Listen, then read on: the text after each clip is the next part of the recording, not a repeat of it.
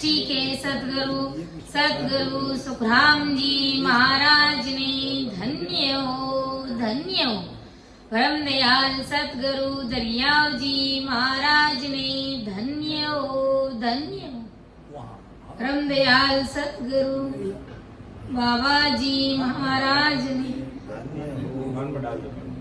यहाँ भी वो बोल रही कि नहीं, वहाँ भी डाल रखे ये तुम्हारा गुटका ये जो वाला एक नहीं रख दो एक उसमें अटका बस हाँ जम गया।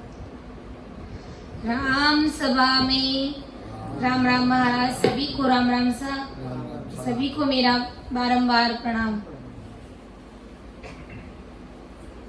एक पद लेकर के समझने का प्रयास करेंगे कि परम दयाल आदि सतगुरु सुखराम जी महाराज अपन सभी को इस पद के माध्यम से क्या समझाने जा रहे हैं और हमारे ये जो 3 प्रकार के जो कर्म है, क्रियमान कर्म, संचित कर्म, प्रारब्ध कर्म और क्रियमान कर्म, ये 3 प्रकार के जो कर्म है वो कैसे कटेंगे, तो महाराज हमें इस पद के माध्यम से समझाएंगे। भजे नारे प्राणिया काई अरत विचारे पढ़िया गुणिया माने नहीं जमे जवरो मारे पढ़िया गुणिया माने नहीं जमे जवरो मारे भजे नारे प्राणी तीने ताचे का कर्म है जीवन केला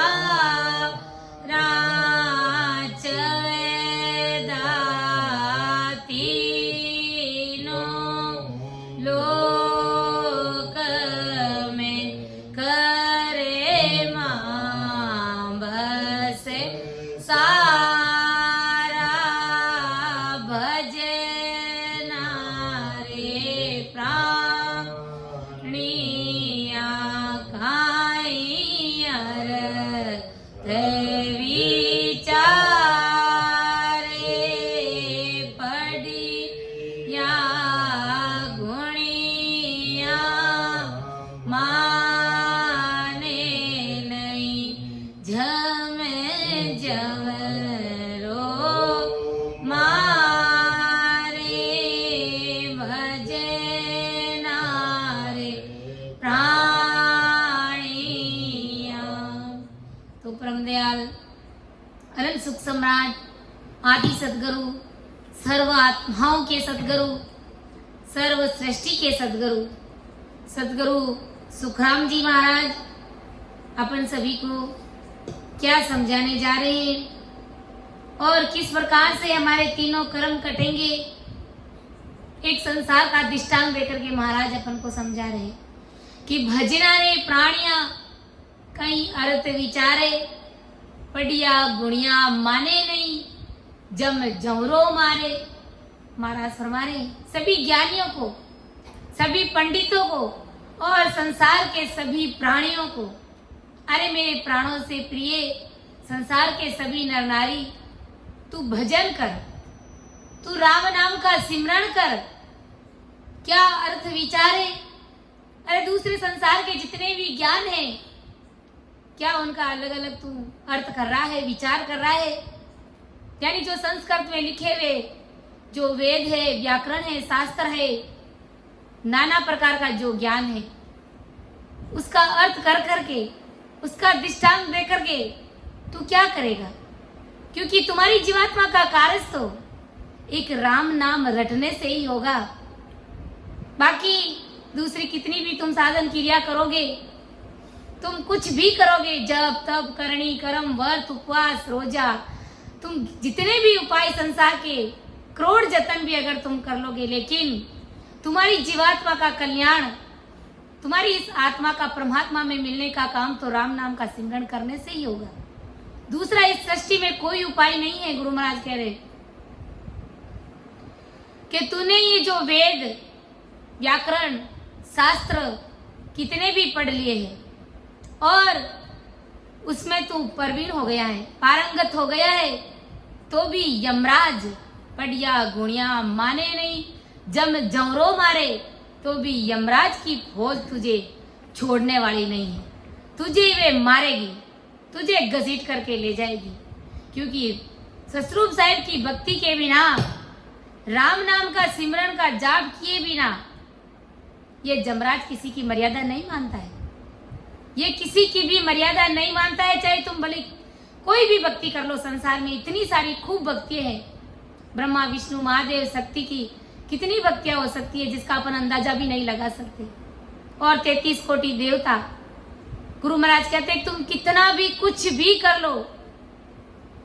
सुखसारण जी महाराज भगतमाल में लाए कि मुक्ताबाई नाम के बहुत बड़े संत हुए थे, उनके पास में ससरूप साहिब की भक्ति थी, तो जाति के वो ब्राह्मण थे मुक्ताबाई, तो कुछ पंडितों को ये राम नाम की भक्ति है, ससरूप साहिब की भक्ति उनको सहन नहीं हुई, उनको पची नहीं।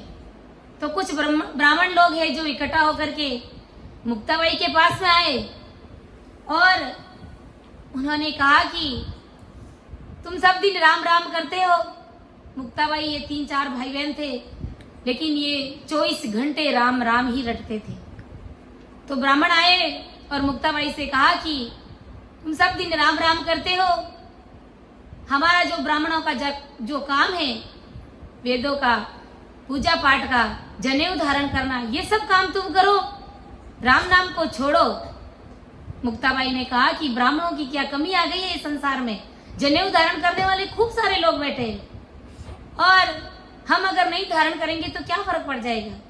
कहा नहीं, ऐसे नहीं हो सकता। तो भाई जी महाराज ने कहा कि इससे राम नाम से ही इस जीव का कल्याण होएगा।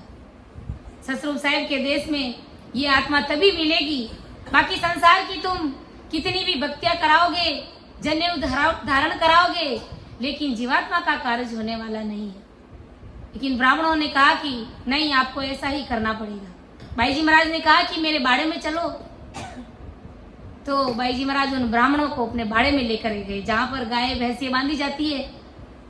तो वहां पर जाकर के उस पाड़े से कहा, भैंस का बेटा पाड़ा, उनसे कहा कि बोल बोल मेकी का जाया, ब्रह्मपुत्र सुनने को आया। अरे मेकी का जाया, अरे पाड़ा तू मुख से बोल करके इनको सुना और इनको सारी बात बता, तू किन कारण से पाड़े के जमारे आया है। तो वो पाड़ा मनुष्य की आवाज में बोलता है और कहता है कि 4 वेद, 9 व्याकरण, 6 शास्त्र, 18 पुराण, इन सब का मुझे ज्ञान था और आज मैं पाड़े के जमारे हूं, लेकिन कौन सा वेद सुनाना है, कौन से ग्रंथ से कौन सी साखी आपको सुनानी है, मैं अभी और इसी वक्त आपको सुना दूंगा। तो ब्राह्मण चकित हो गए, अचंभे में पड़ गए। कहा रे भला आदमी, फिर तू पाड़े के जमारे क्यों आया रे। कहा कि एक राम नाम नहीं लिया मैंने, एक राम का नाम नहीं लिया, इस कारण से मैं पाड़े के जमारे आया हूं। तो कितनी सोचने और विचार करने की बात है। उनको किसका ज्ञान नहीं था। 4 वेद, 6 शास्त्र, 18 पुराण, सबका ज्ञान था उसको। वो भी कंठस्थ ज्ञान था उनको, कि जब उसको आधी रात को भी उठा करके पूछ लो, वो सारा का सारा ज्ञान बता देगा, समझा देगा दृष्टांत सहित। लेकिन फिर भी उसका कार्य नहीं हुआ। वो पाड़े के जमारे आ गया और उन्होंने कहा कि ये तो मेरा बड़ा भाग्य है कि मैं ऐसे मुक्ताबाई जैसे संतों के बाड़े में बंधा हूं और इनकी कृपा होगी, इनकी मेहर होगी तो मैं वापस मनुष्य शरीर भी पाऊंगा। बाकी ये सब ज्ञान था मुझे, फिर भी मैं पाड़े के जमारे आया हूँ।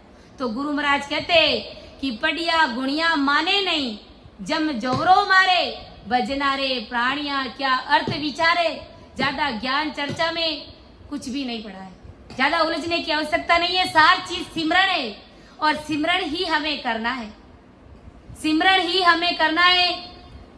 गुरु महाराज ने कहा है कि सिमरण की वेड़ा किसी कहाँ भागण को बारे, जब चेते सुख राम के तब ही लेत विचार। सिमरन की कोई वेला नहीं है, गुरु महाराज फरमा रहे। जब चाहो समय बेसमय कभी भी तुम राम नाम का सिमरन कर सकते हो। बाकी अन्य दूसरी कोई भी भक्ति करो तो समय में वहां पर बंधना पड़ेगा। इतने समय पूजा पाठ करनी है, इतने समय तक ये करना है, और नहीं करते तो उसका परिणाम जो करते हैं वो सब जानते हैं। तो गुरु महाराज कहते हैं कि हमें इस प्रकार नहीं बनना है। हमारे सत्संग साहिब की भक्ति किसी टाइम भी करो, हमें करना है राम नाम। इसलिए गुरु महाराज ने कहा है, सीधा और सरल रास्ता बताया कि मैं तो एक शब्द सतली मैं तो एक शब्द सतली साजने आन छोड़े सब दिया, साजने आन छोड़े सब दिया, मैं तो एक शब्द सतलिया, मैं तो एक शब्द सतलिया। जे मुगत वेद पढ़ होई, जे मुगत वेद पढ़ होई, तो ब्रह्मा जी ध्यान धरे क्यों जोई, तो ब्रह्मा जी ध्यान धरे क्यों जोई, मैं तो एक शब्द सतलिया, मैं तो एक शब्द सतलिया, के सुख राम परम पद न्यारा, के सुख राम परम पद न्यारा, सतगुरु शरणे लेत विचारा, सतगुरु शरणे लेत विचारा, मैं तो एक शब्द सतलिया, मैं तो एक शब्द सतलिया। महाराज कहते कि मैं तो इन अन्य भक्तियों में पढ़ाई नहीं, उलझाई नहीं, सिर्फ एक सत्शब्द के ज्ञान को ही मैंने धारण किया है। बाकी सारी भक्तियों का, सारे साधनों का मैंने त्याग कर दिया। इस शरीर से जो भक्ति के पहले साधन करती थी वो साधन मैंने सारे छोड़ दिए। यानी जो पूर्व में जितनी भी भक्तियां मैं करता था वो सारी भक्तियों का मैंने त्याग कर दिया। कि जे मुगत वेद पढ़ होई, तो ब्रह्मा जी ध्यान धरे क्यों जोई। गुरु महाराज फरमारे कि अगर वेद पढ़ने से और उनका प्रचार प्रसार, उनका ज्ञान करने से अगर हमारी मुक्ति हो जाती इन भक्तियों को करने से, तो भला ब्रह्मा जी ने तो इनकी रचना करी है, तो उनकी तो मुक्ति सबसे पहले होती, क्योंकि वो सृष्टि के रचयिता है। उन्हें किस बात का ज्ञान नहीं था, सब चीज का उन्हें ज्ञान था। तो उसकी तो मुक्ति सबसे पहले होनी चाहिए ना। लेकिन फिर भी वो भी सतरूप साहिब राम जी महाराज की भक्ति करे, वो भी सांस उसास में राम नाम रट रहे, लेकिन उसकी भक्ति संचित नहीं हो रही है। इसलिए वो राम जी महाराज से सतरूप साहिब से अरदास करते हैं कि अहो प्रभु मानव तन दीज भरत खंड के मान, केवल भक्ति करा संत सेवा और करा कछु नाई। अब ब्रह्मा जी जिन्होंने इस सृष्टि को रचा, जिन्हें जीवों को उत्पत्ति का ओहदा दिया गया, वो भी सतरूप साहिब से यही अरदास करते, अहो प्रभु मानव तन दीजिए, वो भी भरत खंड के माई, केवल भक्ति करा संत सेवा और करा कछु नाई। केवल भक्ति करेंगे और संतों की शरण में रहेंगे, संतों की सेवा करके हम आपके अंदर मिलना चाहते हैं। क्यों मिलना चाहते हैं? क्योंकि उनका भी परम मोक्ष नहीं हो, वो भी अपनी जीवात्मा का कल्याण चाहते हैं, अपनी आत्मा का परम मोक्ष चाहते हैं और 3 लोक के मालिक है वो। फिर भी उन्हें राम राम रटना पड़ता है। तो विचार कीजिए हम कितने भाग्यशाली जीव हैं। भाग्यशाली नहीं, हम परम भाग्यशाली जीव है कि इस मनुष्य शरीर के लिए ब्रह्मा विष्णु महेश भी सतरूप साहिब से अरदास करते हैं। वो चीज आज हमारे पास में है तो हमें इसका सदुपयोग करना चाहिए। हमें समय बेसमय जब भी हमें समय मिले हमें राम नाम का स्मरण करना चाहिए, हमें राम नाम का जाप करना चाहिए। कि जे आ मुगत वेद पढ़ होई तो ब्रह्मा जी ध्यान धरे क्यों जोई, जे आ मुगत सिद्ध के माई तो दाणु भूत अगत क्यों जाई। अगर सिद्धाइयां हासिल करने से, सिद्धाइयां बताने से अगर मुक्ति हो जाती तो राक्षस और भूत ये नरक में क्यों जा रहे हैं। और करामात में जो फल पावे तो मानुष देही देव क्यों चाहे। देवताओं में बहुत करामात है और करामात बताने से और उनको करने से यदि मोक्ष हो जाती तो वो देवता भला मनुष्य इच्छा क्यों चाहते हैं, वो मनुष्य शरीर की इच्छा क्यों करते हैं। वो जे आ मुगत बहुत बल सारे तो शेष नाग क्यों राम उचारे। अगर ज्यादा बलशाली होने से मुक्ति हो जाती तो शेष नाग जी पूरी पृथ्वी का भार उन्होंने झेल रखा है तो उनकी मुक्ति सबसे पहले हो जाती, लेकिन नहीं हुई। वो भी 2000 जीविया से राम राम रट रहे हैं, लेकिन वे की वाणी से इनकी वजह से उनका भी परमोक्ष नहीं हुआ। इसलिए परम दयाल आदि सतगुरु सुखराम जी महाराज फरमा रहे हैं कि मैं तो एक शब्द सत लिया, साजन आन छोड़ सब दिया। सतरूप साहिब की भक्ति के अलावा संसार के जितने भी साधन क्रियाक्रम है वो सारे मैंने छोड़ दिए। आगे गुरु महाराज समझा रहे कि 3 ताज का कर्म है जीवन के लारा, 14 तीनों लोक में कर्मा बसारा। अरे प्राणियों, अरे पंडितों, अरे ज्ञानियों, जीव के पीछे 3 प्रकार के कर्म लगे हुए हैं, संचित कर्म, प्रारब्ध कर्म और क्रियमान कर्म। संचित कर्मों का भारा उनके सिर पर कई जन्मों से पहले से ही बंधा हुआ रहता है और प्रारब्ध कर्मों की चिट्ठी जब वो संसार में जन्म लेता है तो उनको भुगतने के लिए प्रारब्ध कर्म उनको दिए जाते हैं। और क्रियमान कर्म, जीव चलते फिरते खाते पीते काम धंधे में पग पग पर वो कर्म बंधन करता रहता है। तो ये 3 प्रकार के कर्म हर जीव के पीछे लगे हुए हैं। और 14 तीनों लोक में कर्मावश सारा, 3 लोक 14 भवन में सभी लोग कर्म के वश पड़कर जम के दुख भोग रहे हैं, यानी जमदूत के दुख भोग रहे हैं, जम की मार खा रहे हैं। क्योंकि गुरु महाराज कहते हैं कि कर्म जीव जो करत है हर भक्ति नहीं कोई, कर्म जीव जो करत है हर भक्ति नहीं होई। यानी जीव कर्म तो लगातार करता जा रहा है लेकिन राम नाम की भक्ति नहीं करने के कारण ये 3 प्रकार के कर्म उस जीव के ऊपर हावी रहते हैं।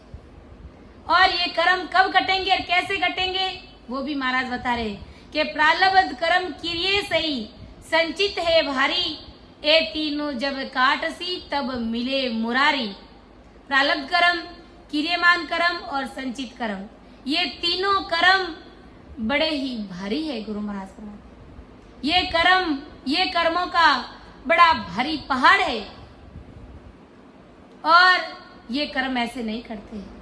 ये कर्म सांस उसास में सिमरण करने से और साथ साथ सदगुरु जी महाराज को अरदास करने से ये कर्म कटेंगे कि मोह बले कर मन जावे ओ प्रभु जी, मोह बले कर मन जावे,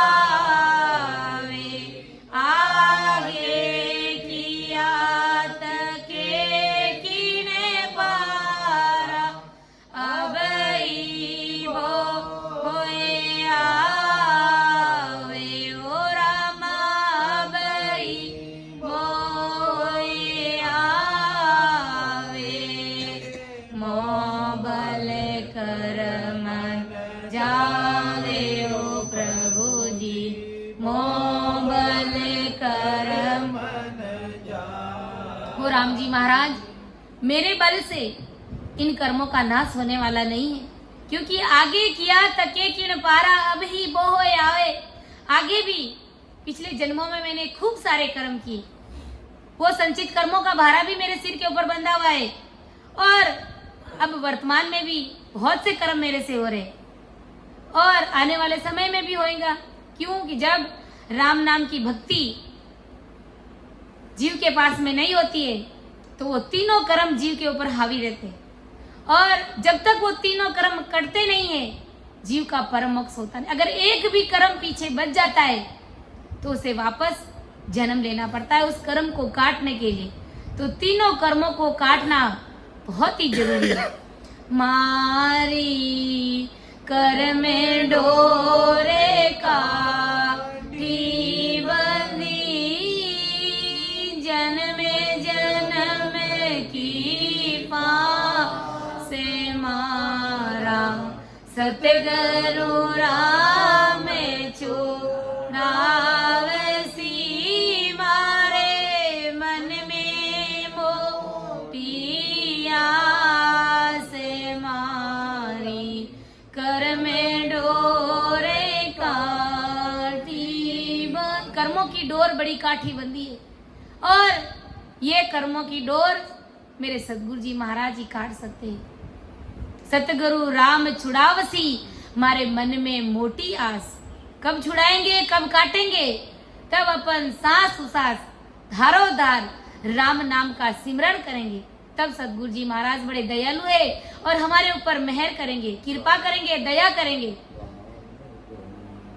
गाय ले रे जोगिया, जब लगे सुखी है शरीर, हरिरा गुण गाय ले रे जोगिया, जब लगे सुखी है शरीर, पीछे याद न आवसी रे, पीछे याद न आवसी रे, पिंजर व्यापे पीड़रा में गुण गाय ले रे जोगिया, जब लगे सुखी है शरीर, हरिरा गुण गाय ले रे जोगिया, जब लगे सुखी है शरीर। भागे बड़ा थाने संत मिल्या रे, पढ़ियो समंद माए सीर, भागे बड़ा थाने संत मिल्या रे, पढ़ियो समंद माए सीर, राम जी पढ़ियो समंद माए सीर, हंसाए चुग लीजिए रे, हंसाए चुग लीजिए रे, नाम अमोल कई रे, राम गुण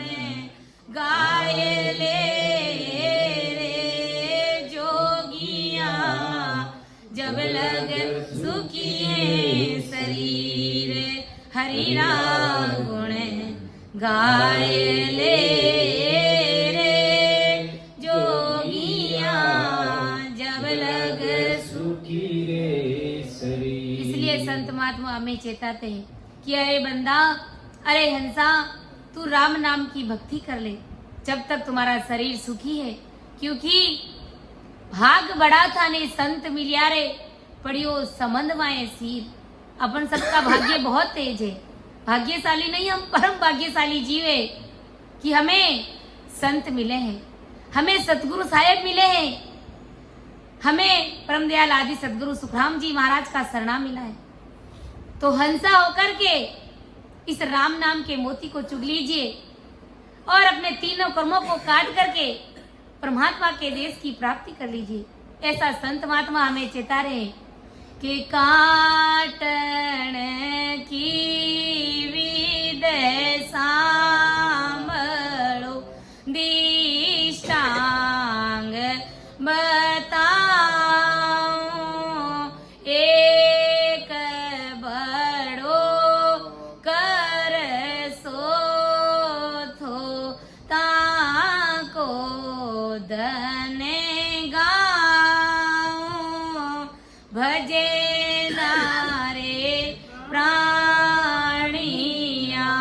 गुरु महाराज फरमा रहे हैं कि काटने की विधि मैं तुम्हें एक संसार का दृष्टांत देकर के बताता हूँ कि इन कर्मों को काटने की विधि को समझो, और यह विधि समझने के लिए तुझे मैं एक दृष्टांत बताता हूँ। क्या दृष्टांत बता रहे कि एक बड़ा करसा था ताको धन गाँव। एक बड़ा किसान था और उसके धन का किस्सा बताता हूँ, यानी उन्होंने किस प्रकार से अपने धन को खर्च किया, खत्म किया। वो बात, वो किस्सा मैं तुम्हें बताने जा रहा हूँ, सुनाने जा रहा हूँ कि एक साल में नीपणो मन 1000 ता धरबा के कारणे ऐसा हित विचारा। उस किसान ने क्या किया कि एक साल में 1000 मन अनाज उसके पैदा हुआ। 1000 मन अनाज उस किसान के पैदा हुआ और उसने उस अनाज को रखने की न्यारी न्यारी तरकीब की, यानी उपाय किया कि 1000 मन अनाज है जो पैदा हुआ है उसका मैं किस प्रकार से उपयोग में लेऊं, इसको किस प्रकार इसका उपाय करूं। तो 100 मन घरे पठाविया 900 मन लारा ताकू खो में गाड़ियो वो जतन बिचारा। अब 1000 मन अनाज हुआ तो खाने के लिए उसने 100 मन अनाज अपने घर भेज दिया कि मेरे घर परिवार में जो सदस्य हैं उनके लिए 100 मन अनाज है जो घर भेज दिया। अब पीछे बचा 900 मन अनाज, और उस पीछे उसके पास जो 900 मन अनाज बचा था उस अनाज का उन्होंने क्या किया कि एक खो में गाड़ दिया, पेव में, जमीन में उसको गाड़ दिया। आज तो गेहूं को रखने की सारी सुविधाएं हैं, लेकिन जब महाराज के समय में जब अनाज ज्यादा पैदा होता था तो उसको जमीन में खड्डा खोद करके गाड़ दिया जाता था। तो गुरु महाराज फरमा रहे कि एक किसान के 1000 मन अनाज पैदा हुआ, 100 मन उन्होंने अपने घर भेज दिया और खाने के लिए, और 900 मन जो अनाज बचा था उस अनाज का उन्होंने खड्डा खोद करके पेड़ में गाड़ दिया, जमीन में गाड़ दिया कि 100 मन घरे पठाविया 900 मन लारा ताकू खो में गाड़ियो वो जतन विचारा। फिर क्या हुआ सुनो कि धुरे आसाडा ओलरियो बीरे खा बो भारी चारे महीना बरसियो नाई आँख उगाड़ी भजे नारे प्राणिया काई अर्थ विचारे पढ़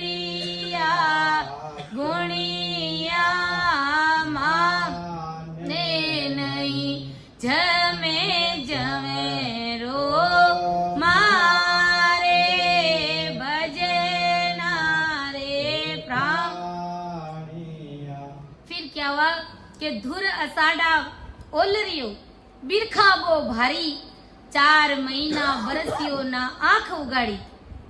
आषाढ़ लगते ही, आषाढ़ के शुरुआत होते ही पानी की जड़ी लग गई, यानी बरसात आने लग गई और वो बरसात जड़ी में बदल गई, यानी कंटिन्यू बरसात होने लग गई और बहुत भारी बरसात होती रही बहुत दिनों तक। कितने दिनों तक? 4 माह तक वो बरसात कंटिन्यू रिमझिम वो बरसात होती रही और उस बरसात ने आंख नहीं खोली। कंटिन्यू वो बरसात होती रही, यानी भारी बरसात हुई।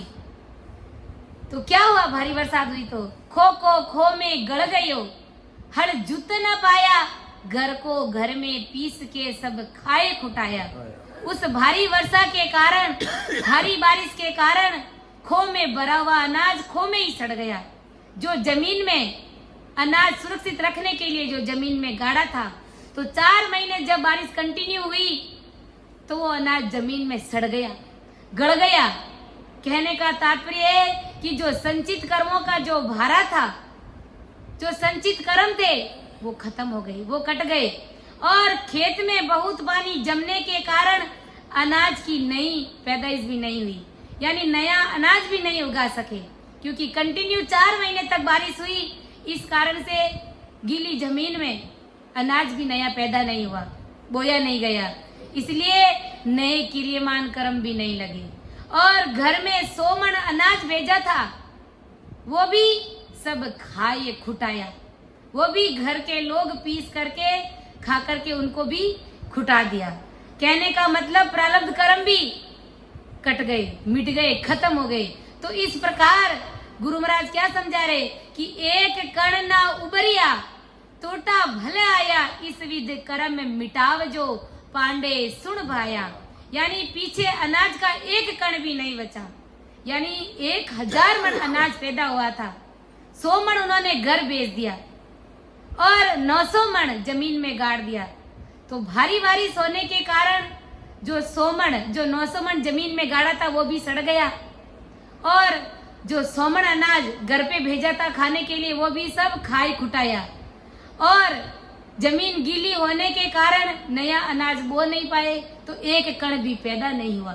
एक कण ना उबरिया, टूटा भले आया, इस विध कर्म में मिटाव जो पांडे सुन बाया। यानी पीछे अनाज का एक कण भी नहीं बचा, ऐसा अनाज खत्म हो गया। यानी इस प्रकार तीनों कर्म कट गए, तीनों कर्मों का नाश हो गया, ऐसा भारी टोटा हुआ।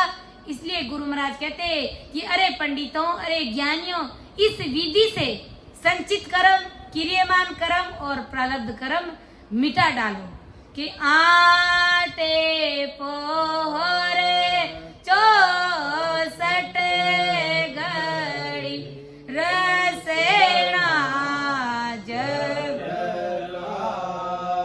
ये आटे पोहरे 64 घड़ी रसेना जग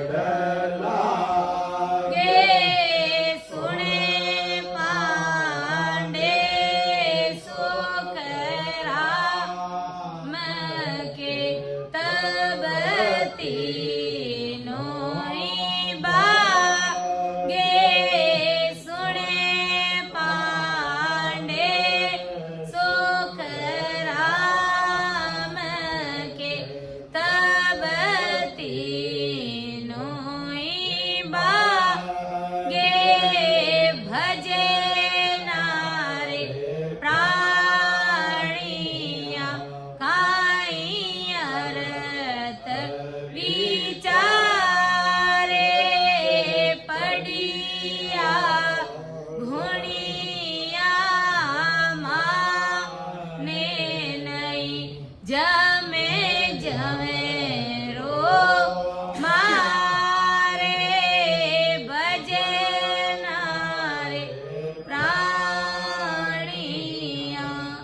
इसलिए परमदयाल आदि सदगुरु सुखराम जी महाराज अपन सभी को यही समझाने जा रहे हैं कि अरे प्राणियों, 8 पर 64 घड़ी यानी 24 घंटे राम नाम की झड़ी लगा दो जिससे कि ये तुम्हारे 3 प्रकार के जो कर्म तुम्हारे पीछे लगे हुए हैं वो तीनों ही कर्म तुम्हारे कट जाएंगे। जिस प्रकार बारिश की जड़ी लगने से जो जमीन में गाड़ा हुआ धन था वो भी सड़ गया, वो भी खत्म हो गया, और जमीन गीली होने के कारण नया अनाज भी पैदा नहीं हुआ, और सोमन जो घर पर भेजा था उसको भी खाए कुटाया। इस प्रकार तुम राम नाम की झड़ी लगा दो, अर्थात तुम सिमरन में लग जाओ 24 घंटे, ताकि ये 3 प्रकार के जो कर्म है वो तुम्हारे कट जाएंगे। क्योंकि भजन, गुरु महाराज फरमा रहे कि भजन समय बेसमय धुआंधार करने से हंस 10वें द्वार में पहुंच जाता है, और जब 10वें द्वार में पहुंच जाता है तो मेरा सिमरन हरि करे मैं पाऊं विश्राम। कुदरती वो अखंडित ध्वनि हमें सुनाई देने लग जाती है, और फिर मुख से भजन करने की आवश्यकता नहीं रहती है, कुदरती वो भजन होता रहता है। तो गुरु महाराज कहते हैं कि जैसे 10वें द्वार में ध्यान पहुंचता है तो उसके घट में अखंडित निरंकार की धुन है जो शुरू हो जाती है, और जैसे ही हंस के घट में अखंडित नैनचर की ध्वनि लग जाती है जिससे हंस के संचित कर्म गल जाते हैं, नए क्रियमान कर्म उनको लगते नहीं है, और गुरु महाराज फरमा रहे हैं कि जो प्रारब्ध कर्म है वे कर्म 100 साल के भोगने के लिए है, वे 100 साल में भोग लिए जाते हैं।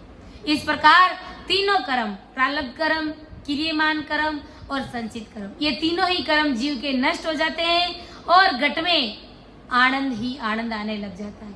जब 3 प्रकार के कर्म जीव के पीछे लगे हुए रहते, वो तीनों प्रकार के कर्म ही जब कट जाते हैं और वो अखंड ध्वनि आने लग जाती है, और उस देश का जब जीव आनंद लेने लग जाता है, सुख लेने लग जाता है, तो उस बात का तो फिर क्या कहना है। आनंद ही आनंद बरस रयो गुरुदेव आप की बलिहारी। आनंद ही आनंद बरस रयो महाराज आप की बलिहारी। गुरुदेव आप की बलिहारी, महाराज आप की बलिहारी। आनंद ही आनंद बरस रयो, धन्य भाग हमारे आज हुए, धन्य भाग हमारे आज हुए, सुबह दर्शन ऐसे सतगुरु के पावन कीनी भारत भूमि बलिहारी ऐसे सतगुरु की। आनंद ही आनंद बरस रयो गुरुदेव आपने बलिहारी। गुरुदेव आपने बलिहारी, महाराज आपने बलिहारी। आनंद ही आनंद बरस रयो, क्या प्रेम जटा क्या मधुर वाणी, क्या प्रेम जटा क्या मधुर वाणी। बरसत वाणी इमरत धारा, वो मधुर मधुर अजब ध्वनि बलिहारी ऐसे सतगुरु की। आनंद ही आनंद बरस रयो गुरुदेव आप की बलिहारी। राम सभा में सभी को राम राम सा, सभी को मेरा बारंबार प्रणाम।